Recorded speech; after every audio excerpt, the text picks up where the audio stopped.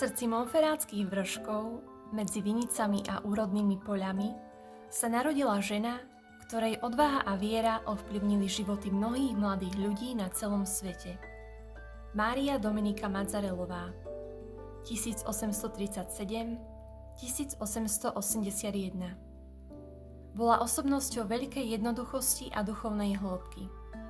Stala sa súčasťou vzdelávacieho projektu, ktorý pokračuje dodnes prostredníctvom Inštitútu Dcér Márie Pomocnice kresťanov, ktorý založila spolu so svätým Jánom Boskom.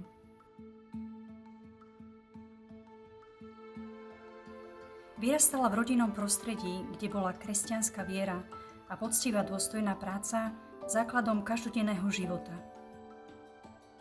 Mária Dominika sa tak formovala ako silná, múdra a prezieravá žena. Pevné kresťanské korene jej rodiny, múdre a rozvážne vedenie otca Dominika Pestarína, jej spovedníka a duchovného sprievodcu počas 27 rokov a rôzne skúsenosti zo spoločenstiev vo farnosti v Mornéze vytvorili úrodnú pôdu pre jej ľudské a duchovné dozrievanie. Na týchto základoch stojí jej povolanie a poslanie budúcej vychovávateľky mladých.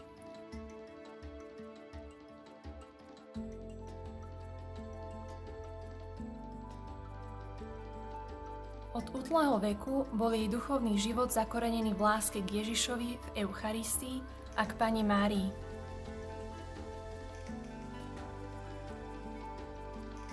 Zatiaľ, čo jej pracovitosť ju viedla k obetavej práci na poli. To, čo ju odlišovalo od ostatných dievčat v dedine, bola jej prirodzená schopnosť starať sa o svoje rovesníčky. Učila ich katechizmus a pomáhala im v každodenných povinnostiach.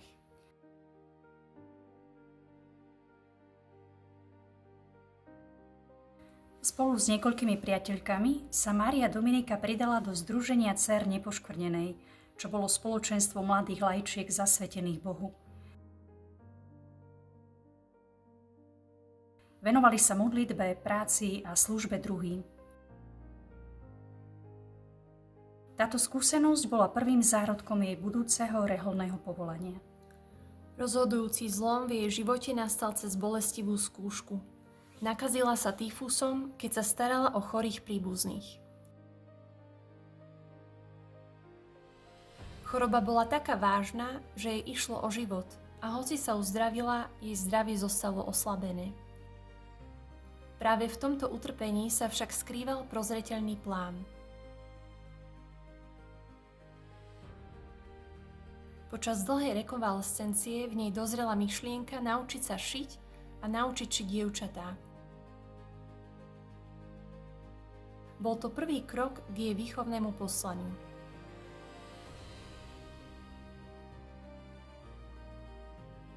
Jej cieľ bol jasný. Nech je každý steh prejavom lásky k Bohu.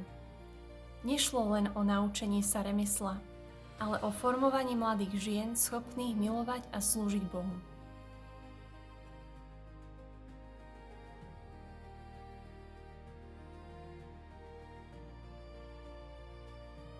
Toto výchovné povolanie potvrdila mystická skúsenosť, ktorú mala Mária Dominika v Borgo Alto.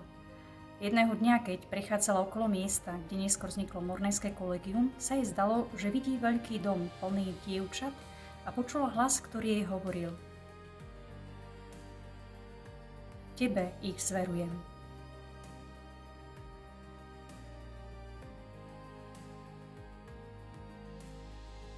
Táto vízia ju naplnila radosťou, očakávaní s túžbou robiť týmto dievčatám dobro.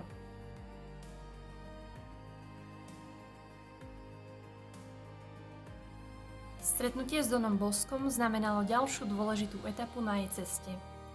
Kňaz, ktorý sa už venoval výchove chlapcov, rozpoznal Márii Dominike a jej spoločníčkach vlastnosti potrebné na rozšírenie svojho poslania pre dievčatá.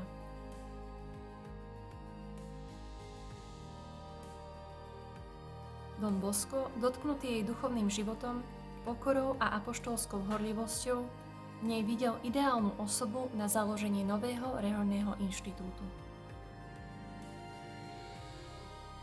V období ich rozlišovania a prípravy bol 5. augusta 1872 v Mornéze oficiálne je založený Inštitút Dcér Márie Pomocnice kresťanov. Mária Dominika sa stala jeho prvou generálnou predstavenou.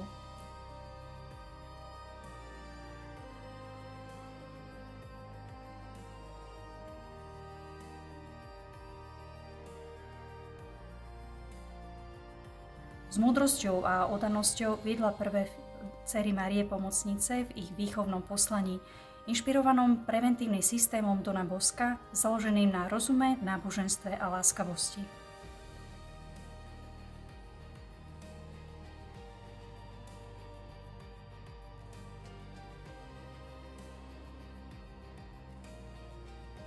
Spolupráca medzi matkou Madzarelovou a Donom Boskom sa rozvíjala vzájomne. Zdieľali rovnakú výchovnú víziu a lásku k mladým ľuďom. Don Bosco vložil plnú dôveru do matky Madzarelovej, uznávajúc jej vodcovské kvality, hlbokú spiritualitu a schopnosť formovať sestry a mladé ženy. Keď bol Don Giovanni Caliero menovaný za generálneho predstaveného inštitútu, Don Bosco ho uistil slovami, ktoré svedčia o jeho úcte k matke Madzarelovej.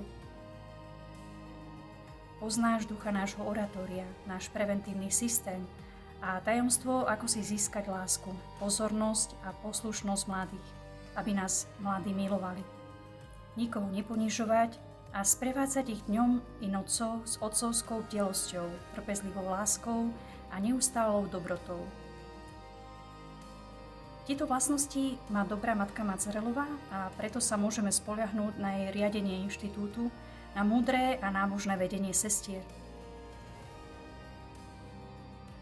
Ona nemá nič iné robiť, ani nerobí nič iné, iba sa úplne prispôsobuje duchu, systému a vlastnému charakteru nášho oratória, stanovám a salesianským rozhodnutiam.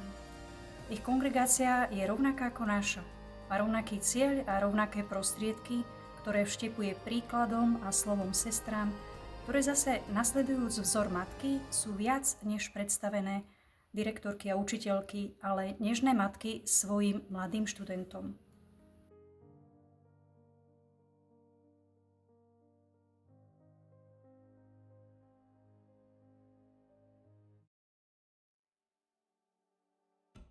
Pod vedením matky Madzarelovej sa inštitút FMA rýchlo rozrastol a rozšíril do rôznych častí sveta.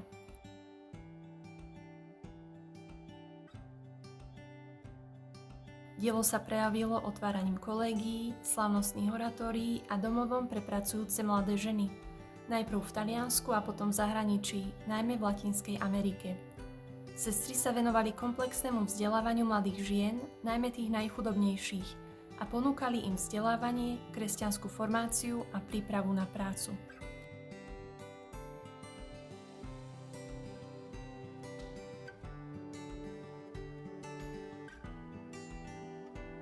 Matka Madzarelová pozbudzovala sestry k radosti, pokore, vzájomnej láske, pracovitosti a predovšetkým k dôvere v Boha a Máriu Pomocnicu kresťanov.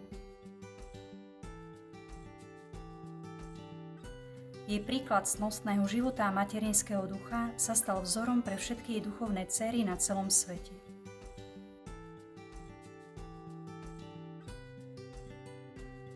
Ku koncu svojho života s prorockým pohľadom na budúcnosť inštitútu povedala: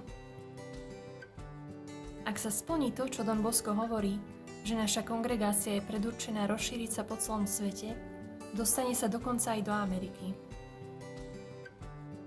Ak však chceme, aby v nej vždy zostal ten istý duch a aby sa vždy konalo veľké dobro, je potrebné, aby sme my, prvé v kongregácii, boli nielen cnostné, ale aj zrkadlom, v ktorom tí, ktorí prídu po nás, mohli vidieť žiariť pravého ducha inštitútu.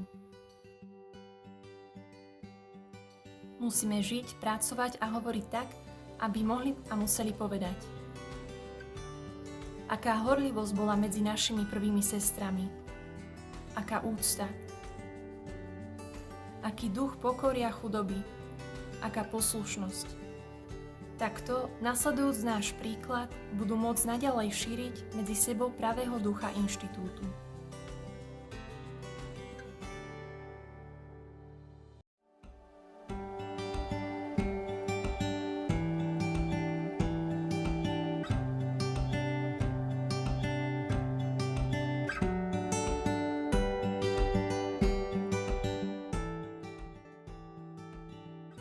A tak sa aj stalo. Jej proroctvo sa naplnilo.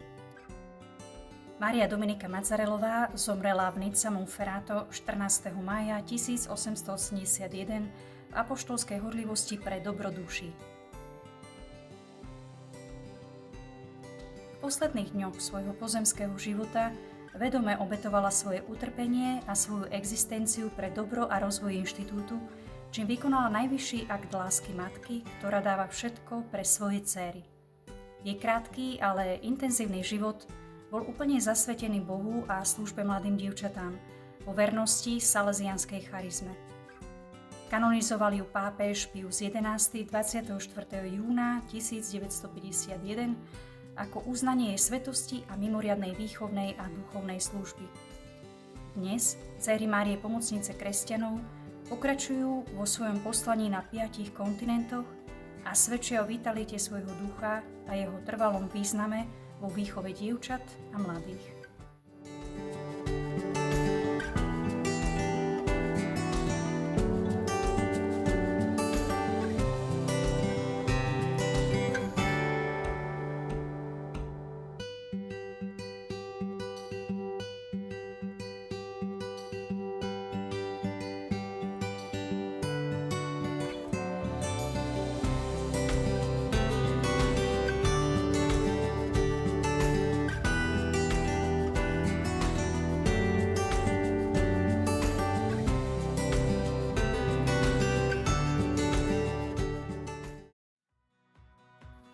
Radosť je znakom srdca, ktoré veľmi miluje Pána.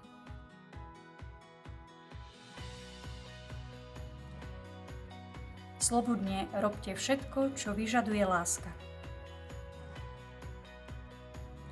Pokračujme s veľkým a štedrým srdcom.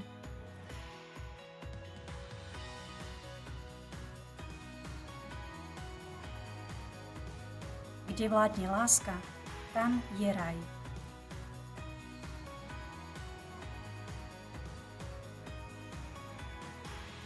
Ježiš sa veľmi teší z toho, že je medzi dcérami, ktoré sú pokorné, poslušné a láskavé.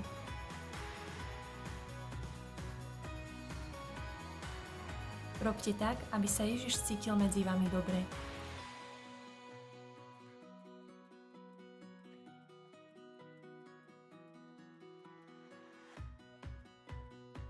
Je to Božia ruka, ktorá vo vás pracuje.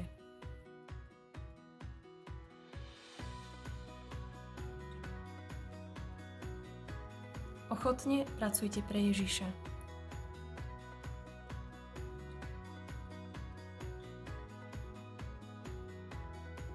Ste skutočne šťastná, pretože môžete urobiť toľko dobra a získať mnoho duší pre drahého Ježiša. Tvrdo pracujte na poli, ktoré vám Pán dal. Nikdy sa neunavte. Vždy pracujte s pravým úmyslom robiť všetko pre Pána a On vám dá krásny poklad zásluh pre raj.